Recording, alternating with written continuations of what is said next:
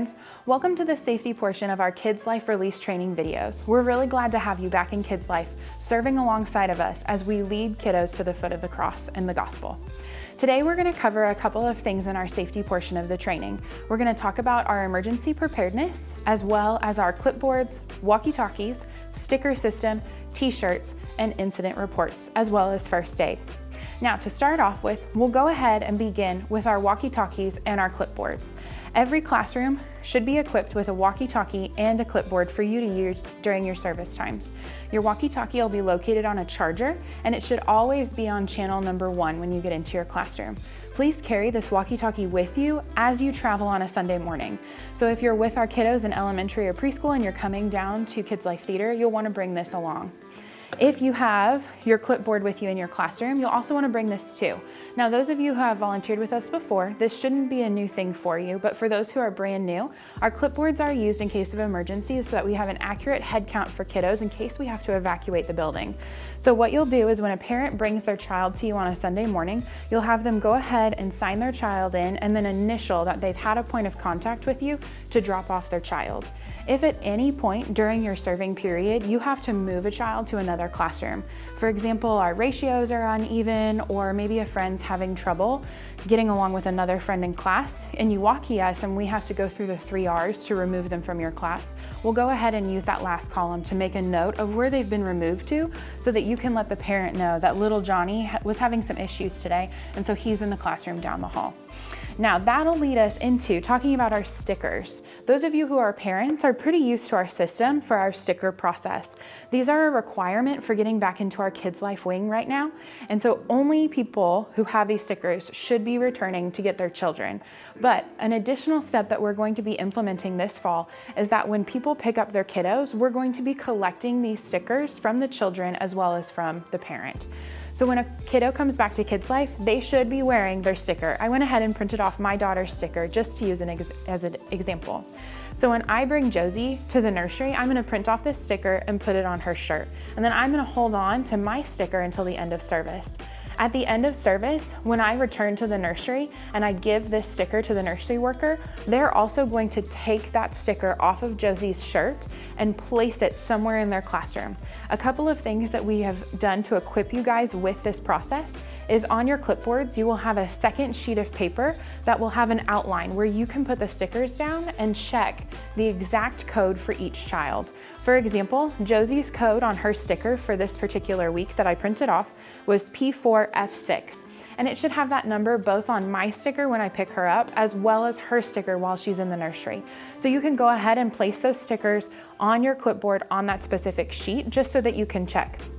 We do have other leaders who like to collect them, and they're already sticky on both sides. So they'll stick them together and then flip them over just to have that visual representation to make sure those codes match. Either way is fine with us, whatever you'd like to do. At the end of the Sunday, once all of our codes have matched, we do go ahead and throw them away. So if they do get crumpled up, it's not a big deal. Now, if a parent does come and they give you a code that doesn't match for either that Sunday or for that child, you need to be sure to walkie us right away and get a hold of either Dan, myself, or one of our interns so that we can go ahead and come up and intercept that individual. If it is a parent and they're adamant that they are the parent, you can send them down to the front desk and we can reprint their individual tag so that we can get them set up to go ahead and pick up their child. Now, in our video, we'll also cover some of our protocol as far as our t-shirts go. Dan mentioned it at the beginning of our video in our culture talk, but all of our leaders should be wearing their Kidslife serving t-shirts. You guys will have 4 options to start with, and then we'll have additional options roll in for you guys as the semesters go on. Now, our security team at the front doors is currently trained to check for those t-shirts or those name badges when you come back to serve. So you'll either need to be able to pick up a child or have your Kidslife serving shirt on. If you forget your serving shirt, that's okay. We do have some extras that you can borrow just for the Sunday that you can swap out and change. Now, we're also going to go ahead and talk a little bit about our emergency preparedness. Now, they're not in your classroom yet because our creative team is finishing up on them, but we do have a pamphlet that'll follow all of our safety procedures as far as Fellowship Bible Church goes as an entirety. So we'll have our evacuation plans for fire, we'll have our cover plans for an intruder, as well as for a tornado and any other natural disaster that you can think of that we would encounter on a Sunday morning or any other time that you're in the building. Those will be placed inside of your classrooms, and they'll be handy and easy for you to flip through and go ahead and take the best course of judgment that you find within them. That's also where you're gonna find your mandated reporter info. So on a Sunday morning or a Wednesday night, or anytime you're here with a child, you are a mandated reporter as a leader in Kidslife. So if you hear something that's even remotely suspicious, we want you to go ahead and follow that mandated reporter training to make sure that our children are taken care of and that we're doing our due diligence with the least of these. Now, in the vein of first aid, we also want to let you guys know that we have a complete first aid station in Kidslife lobby. So if you have a situation in your classroom that involves more than a Band-Aid, please feel free to walkie us on your radio and let Dan or I know so that we can come and get that child and treat them at our first aid station.